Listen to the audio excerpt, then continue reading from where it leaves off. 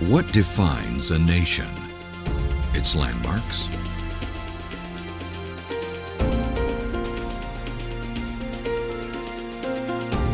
Its people?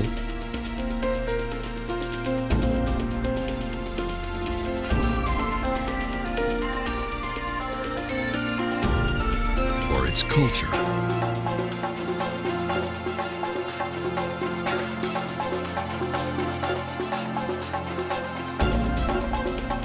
Taking you from the plains of the Serengeti to the busy streets of Shanghai, from the podium of renowned leaders to the workbench of undiscovered artisans. This is Portrait of a Nation. The Economist's cover story in July 2000 labeled it the hopeless continent. Yet less than 11 years later, the magazine made a U-turn, proclaiming it the hopeful continent. The IMF estimates that by 2015, 7 of the 10 fastest-growing economies in the world will be in Africa. There's no doubt that Africa is challenging the prevailing perception of failure, famine, and conflict. International investors have taken note, seizing on opportunities across the continent. One country in particular has been leading the pack, with a GDP growth rate that earned it the accolade of being the fastest-growing economy in the world: Ghana.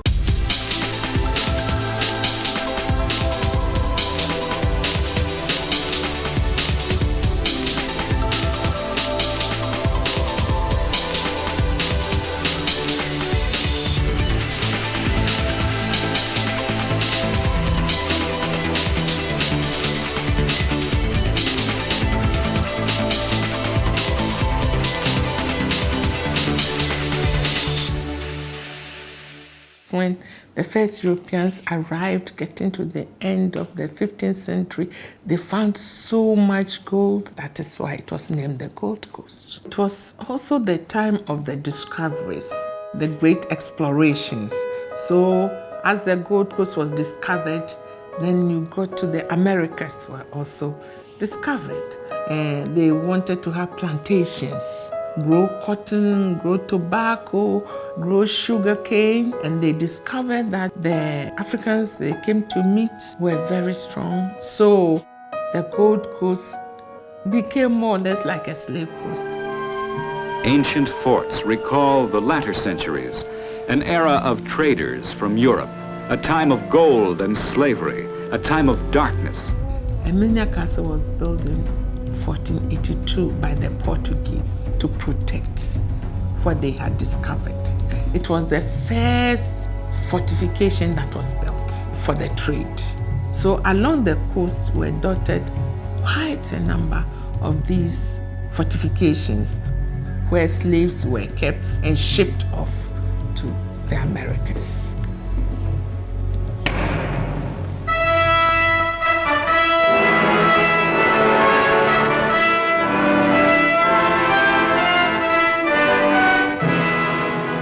One second past midnight, March the 6th, 1957. The moment has come. Here in West Africa, a nation is born. Ghana is free.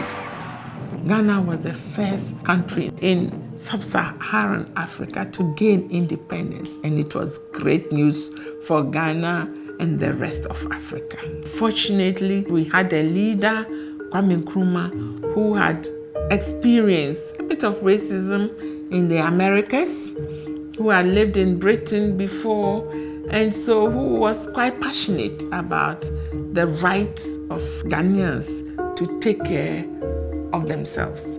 He said, "We prefer independence with danger than servitude in tranquility."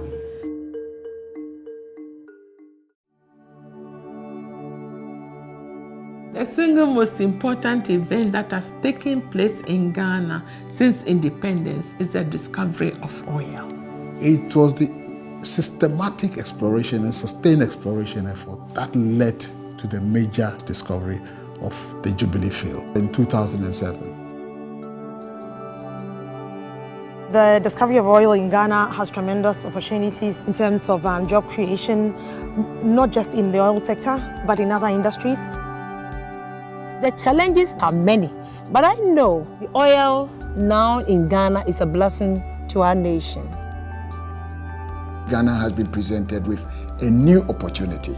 What we need to do now is to be able to use the revenues that we're getting out of oil and gas to quickly transform this economy. It seems like a country that is ready to take off, and that's very encouraging. It's very energizing. They are no longer a low-income country. They're moving into the middle-income country ranks. Expectations of the population are growing, and expectations for the international community are going to grow. This newfound oil wealth is clearly going to be a bonanza in terms of resources available for continued development spending. The onus will be on the government to show that that money is spent well, so that the population feels that they're also gaining from the natural wealth of the country. With middle-income country status, with oil revenues, it is now clearly being able to tap into other sources of finance. But it's not without risks. One of the key challenges that we face as a nation is to avoid the resource scarce and the effects of Dutch disease. Well, some countries that have struck oil have wound up wasting a lot of the resources, and actually the country turns out worse than they were before. A lot of countries have found that corruption gets a lot worse.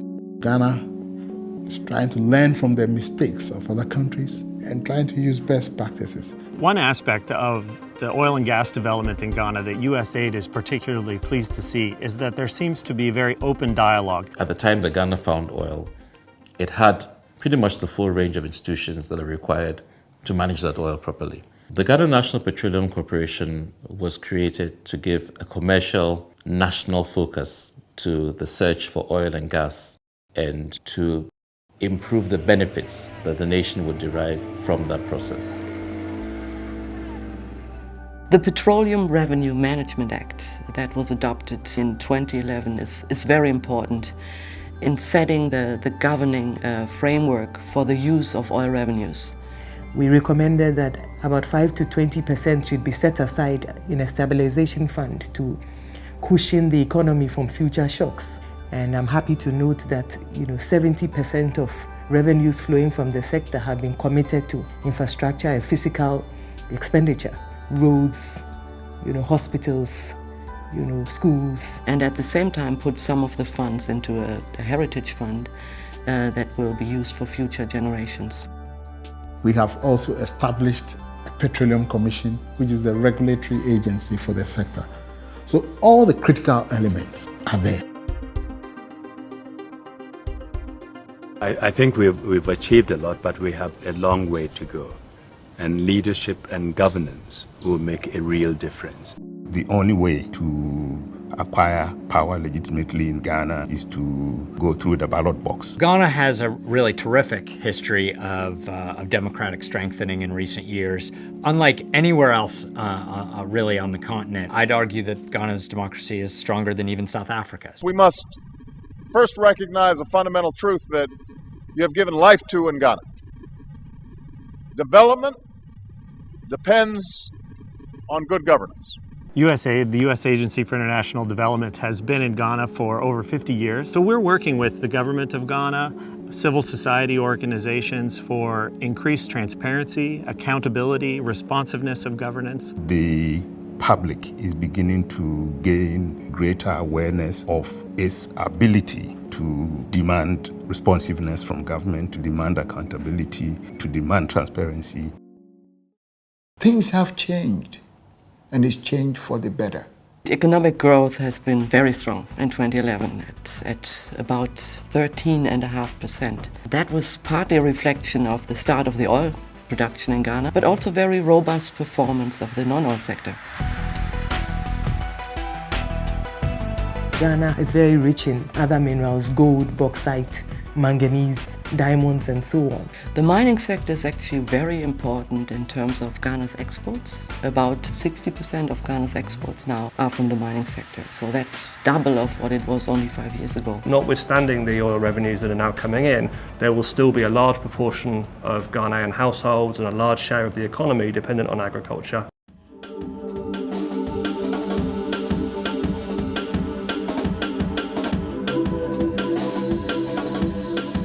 Barry Callebaut is a Swiss-based company, #1 chocolate producer in the world. Barry Callebaut Ghana processes raw cocoa beans into semi-finished products. Schemes such as the Free Zone are available to offer to investors ample opportunity to also participate in the growth of Ghana. We decided to come to the Free Zones here in Tema because the Free Zone concept provides us with the very solid infrastructures, tax incentives, and it's also pretty well located close to the port of Tema.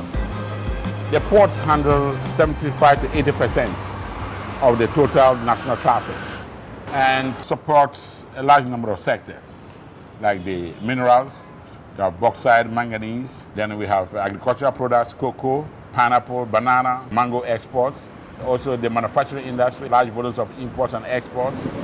We plan to expand the ports to meet the growing national economic needs.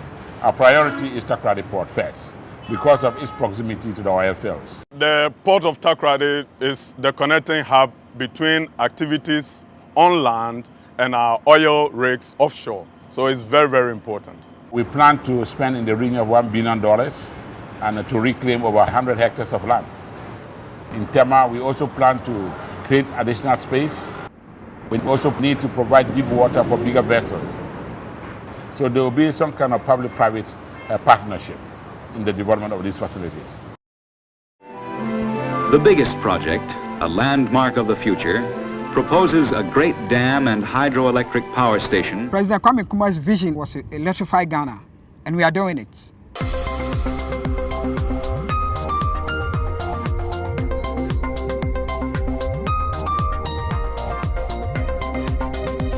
Lake Volta is the largest man-made lake in the world.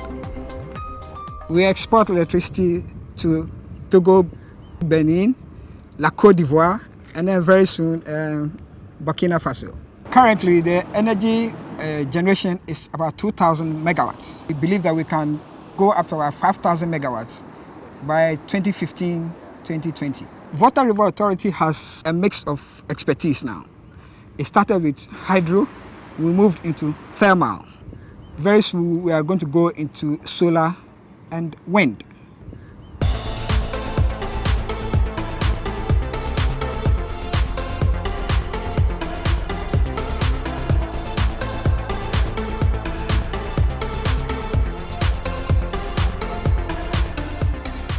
Technology, it's just driving. It's the engine that's driving everything. IBM really looked at the globe and see the mature markets and emerging markets and realized that the growth and opportunities were in the emerging markets.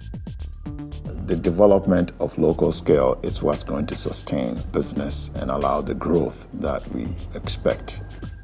There is definitely a need to increase the IT skill pool, and that's why IBM is taking a lead role in the skills development. Development of IT skill set was one of the main phenomena which happened in Ghana in the last 2 decades. IPMC was the pioneer IT training company which established IT training centers across the country.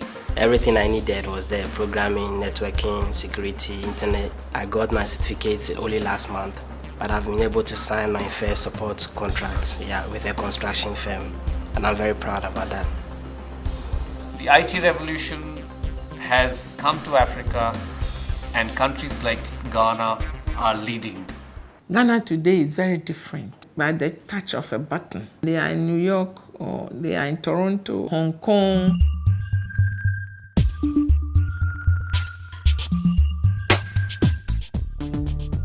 eGhana is the whole concept of using computing ICT networks to deliver government's policies and government's work. So what we've done is build infrastructure so that government agencies don't just use computing for word processing, but they use interactive applications. The government's goal for Ghana is to see ICT as the engine of growth, as a job creator, as an enabler. A lot of Ghanaians who have traveled outside to study are coming back and they are bringing their skills. The brain drain is actually reversing, slowed down completely. But with the brain gain that's happening now, it's a big advantage. Where I think there's going to be the magic is companies from the developed world partnering with local companies. Being a local company is not enough. Being a competent local company is what ticks the boxes. It's a win-win situation. You learn from the local partner learns from you. Cyrus offers training for current employees and also potential future employees. In terms of current employees, every single person on an annual basis has to attend either a technical leadership or managerial course, something that will add value to that person. It's a function of educating, the next generation. One of the key things for us is to make sure that we help to build up the service industry, that the industry there is run by Ghanaians. It's important that international companies come in to invest here and use as much as possible the local people and bring the skills up to date. Working with local suppliers is a very critical part of our business. We want to ensure that we build their capacity in areas where they're unable to meet the standards of the oil and gas industry. That will transform the country more so than the oil. Talos have helped us to revise our procedures and processes to meet international standards. There has been a lot of improvements in the skills of the people. There's been a lot of training, and that has helped a lot in developing Ghana as a country. I think Ghanaians are very entrepreneurial. For me, I think it was about to bring financial products and wealth to the doorstep of every Ghanaian. I returned from the US to Ghana in 1990 because I thought that Africa needed to be developed by Africans. My friends in the US, I'd like them to know this is where the action is going to be for the next 50 years, or the next 100 years. We have quite a lot of our women become more enterprising. They own factories, they are really doing business. I wanted to come back to Ghana and manufacture in Ghana, but I wanted to create employment for people here and help grow the fashion industry here in Ghana. As Ghana's booming now and Africa's booming, it'll be good to be part of the growth and development here. Your business becomes your baby. It's like how you see your child grow. I was born an entrepreneur, and it's something that is in me. I started this business in somebody's living room with a plier, scissors, cutter, and a tray. But today, here we are. At Elagbe, we use the local recycled glass beads to make jewelry for the local markets and exports to the US and Japan. This is an order from 10,000 villages. It's an American company, a fair trade and not-for-profit, and they buy all over Africa. The African Women Entrepreneurship Program, AWEP, was initiated in 2010 by Mrs. Clinton to encourage more exports to the US. We are now more into the shea butter products because the shea butter is being processed from picking the nuts to the butter by women. USAID were giving technical assistance to the shea butter producers because they work with export-ready companies.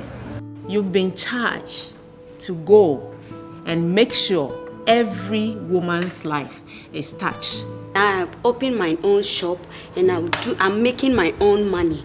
If not because of me, I don't know how to do these things, but because of her, I know how to do something. I can sell it and then get money to look after myself and my children. Today, everybody's realizing you need to trade to make money, you need to create value. Divine Chocolate's story really started back in 1993 with the liberalisation of the cocoa market in Ghana, which meant that cocoa farmers could set up a buying company and they could run it as a cooperative, so run by farmers for farmers. Kaba Cocoa is made up of organized farmers who share the same aspirations and have the same focus. They are working together so that at the end of the day they can share benefits from their produce. Its mission was to improve the lives of cocoa farmers, to help them improve their livelihoods and their communities by getting more of the value out of the cocoa that they were growing. And so Divine Chocolate then was incorporated and set up by the farmers because they wanted to get a share of the very valuable chocolate market in both the UK and in America. In a community, one person alone cannot do everything. So with the number one system, they can be helping themselves with a group so that things can be done easier. They come together to solve their problems in times of need. Nobwa means working together, and together you can achieve more than you can when you work on your own. I think the most exciting sectors in Ghana are the services sectors. The tourism sector is starting to take off.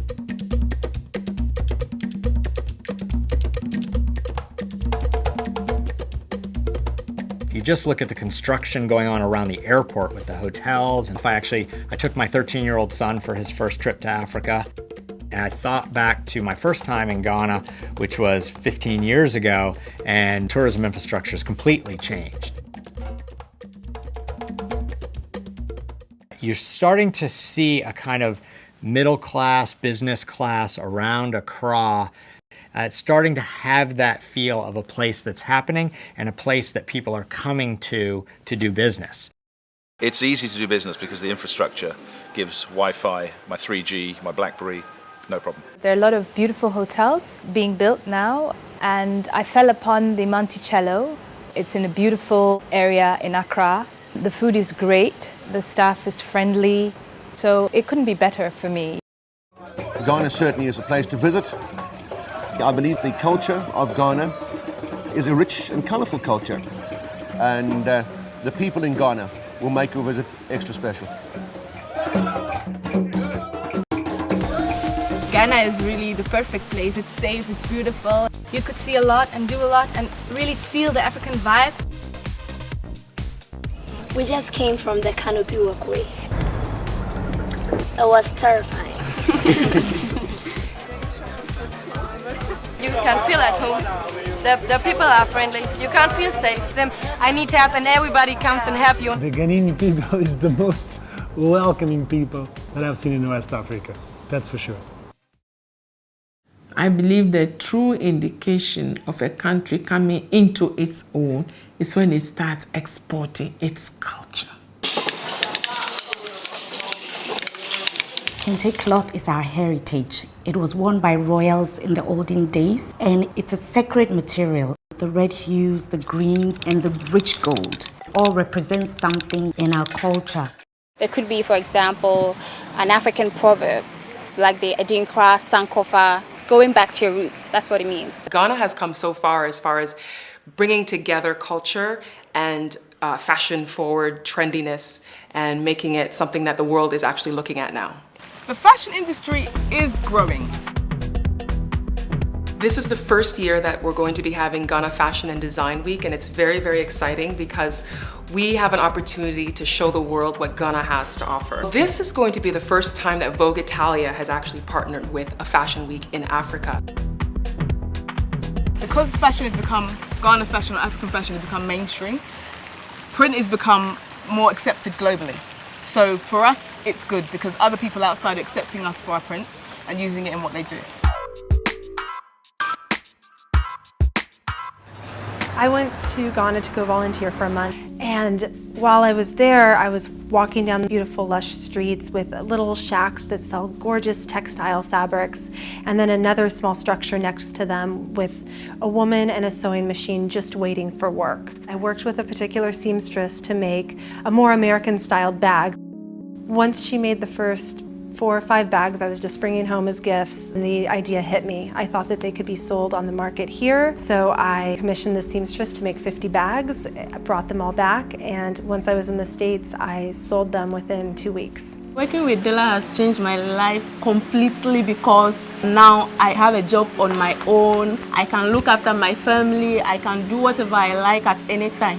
When I began Della, I purposely chose not to have it be a nonprofit. I wanted to prove that socially responsible business can be done and that Ghana was a valuable resource for commerce. We source all of our materials in Ghana. Now we have at least 15 people who are full-time employees working for us. The response in the United States has been amazing. We've been getting really great response from local boutiques and actually partnering with some larger stores that are really excited about not only our mission but the products that we're bringing to the market. Apple is launching the first ever African or socially responsible products in their store. I'm happy to say that these products are Della products handmade by our team in Ghana. We are very excited about not only what we are now but what we're building to become.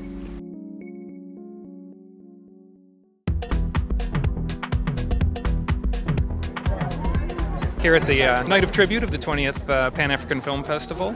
I'm extremely happy to be here and have my film, The Destiny of Lesser Animals, in competition as a Best First Feature. It's my first feature. We did principal photography in Ghana. One of the things with this film was to try to restore the idea that you could both make successful film and film that could play on an international stage at festivals like this one. But I think we've got some fantastic actors down there and some beautiful stories that if Hollywood can tap into, will become a box office. Ghana is a representation of the future of Africa. There are so many brilliant people here, people who are willing and open to change, people who want to bring this country to the forefront. I want people to know that there is more to Ghana than just soccer. Soccer might have placed us, on the globe, but there is so much our culture, our environment, our receptiveness, how we receive visitors. We are praying that our challenges will be handled well, that we'll have a blessed Ghana some years to come. We got our groove back, and I think it's going to go all the way. I think we're going all the way this time around. It's going to be great. We have one country, and we are working towards it, making sure it becomes a great nation. And we are working at it.